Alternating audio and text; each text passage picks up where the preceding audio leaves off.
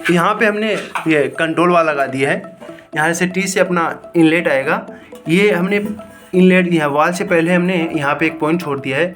ये इसलिए छोड़ दिया है कि अपना जब भी लाइन में कोई दिक्कत हो जाए, फ्लो लाइट की समस्या होती है, चौक हो जाती है लाइनें, तब यहाँ पे वाल को बंद करके यहाँ पे इसको खोल कर अपना ये कचरा निकाल सकते हैं। बाकी इसे रेगुलर यूज़ करना पड़ेगा। जैसे 5-6 दिन से यूज़ करेंगे तो कचरा जो भी होगा लाइन का वो इसी में यहाँ पे बाहर निकल जाएगा, क्योंकि कचरा ऊपर की साइड में नहीं जाएगा।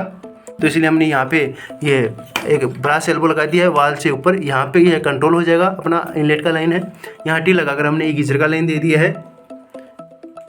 ये गीजर का इनलेट है और ये आउटलेट है। यहाँ से ये हमने